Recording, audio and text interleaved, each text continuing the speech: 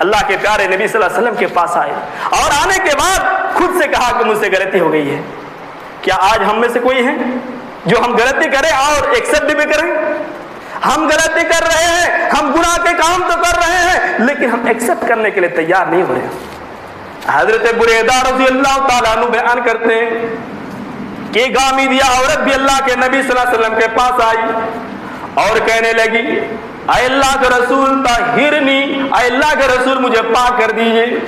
اللہ کے پیارے نبی صلی اللہ علیہ وسلم نے فرمایا، وَيْحَكِ وَاسْتَغْفِرِ اللَّهَ وَتُوبِي إِلَيْهِ، اے عورت تم پر افسوس ہو، تم جاؤ اللہ سے توبہ کرو، اللہ سے معافی مانگو، اللہ تبارک و تعالیٰ تمہیں معاف کر دے گا۔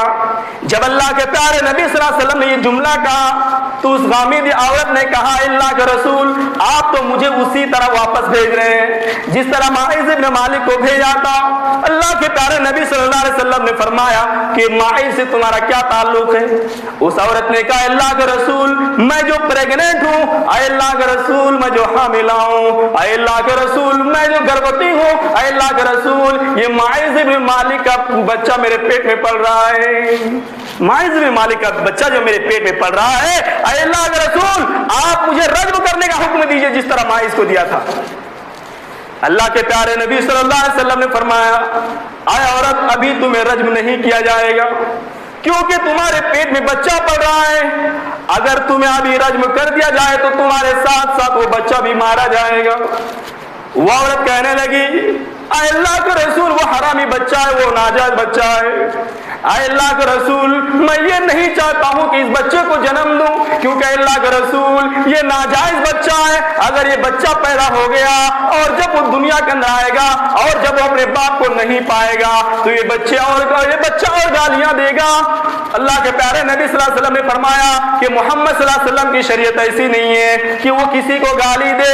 اے عورت غلطی تمہاری تھی، زنا تم نے کیا تھا، اس بچے کی کوئی غلطی نہیں ہے، اس بچے کو پیدا ہونے کا حق ہے، اس بچے کو دنیا میں آنے کا حق ہے۔ اے عورت ابھی تمہیں رجم نہیں کیا جائے گا۔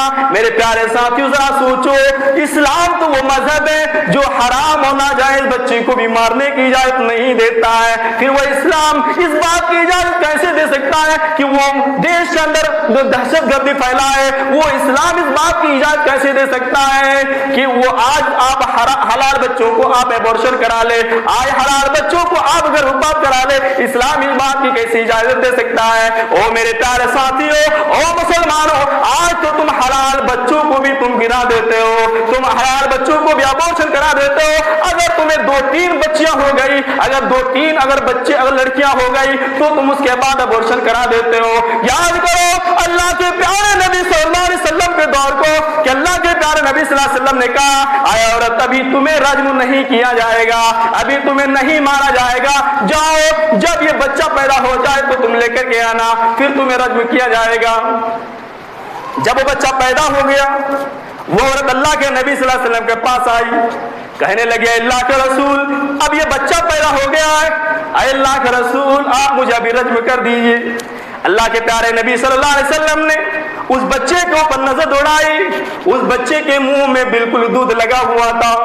اللہ کے پیارے نبی صلی اللہ علیہ وسلم تو وَمَا أَرْسَلْنَاكَ إِلَّا رَحْمَةً لِّلْعَالَمِينَ، اللہ کے پیارے نبی صلی اللہ علیہ وسلم تو بالکل پوری دنیا کے لیے رحمت بنا کر کے بھیجے گئے ہیں۔ اللہ کے پیارے نبی صلی اللہ علیہ وسلم نے اپنے رحمت بھری نظر اس بچے کے اوپر جب پڑی تو اللہ کے پیارے نبی صلی اللہ علیہ وسلم کو بہت رحم آ گیا۔ اللہ کے پیارے نبی صلی اللہ علیہ وسلم نے کہا، اے عورت ابھی بھی تمہیں رجم نہیں کیا جائے گا کیونکہ یہ بچہ جو تمہارے گود میں پڑ رہا ہے، اس بچے کی غذا جو تمہارے پستان میں اگر موجود ہے، اگر ابھی تمہیں مار دیا جائے تو یہ بچہ بھوکے بھوکے مر جائے گا، اس لیے عورت ابھی تمہیں رجم نہیں کیا جائے گا، لہٰذا جاؤ جب یہ بچہ کھانا کھانے کے لائق بن جائے تو پھر آنا، پھر تمہیں رجم کیا جائے گا۔ وہ عورت چلی گئی، پھر جب وہ بچہ 1 سال کے بعد کھانا کھانے کے لائق بن گیا، वो औरत उस बच्चे को लेकर के आती है और उसके हाथ में रोटी थमा देती है। अल्लाह के प्यारे नबी सल्लल्लाहु अलैहि वसल्लम ने उस बच्चों को देखा कि वो रोटी खा रहा है। अल्लाह के प्यारे नबी सल्लल्लाहु अलैहि वसल्लम के पास कोई और बहाना मौजूद नहीं था। अल्लाह के प्यारे नबी सल्लल्लाहु अलैहि वसल्लम ने उस बच्चे को एक सहाबी के हवाले कर दिया और उस औरत को रज्म करने का हुक्म दे दिया। उसको गाड़ दिया गया और उसको पत्थरों से मार दिया गया।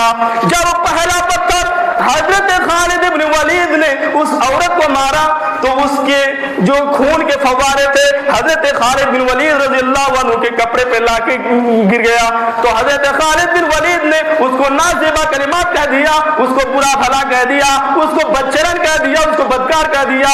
अल्लाह के प्यारे नबी सल्लल्लाहु अलैहि वसल्लम ने फरमाया, महलन या खालिद फवल्लज़ी नफ्सी बियदिही लक़द ताबत तौबतन लौ क़ाला लहा लग़फ़ी।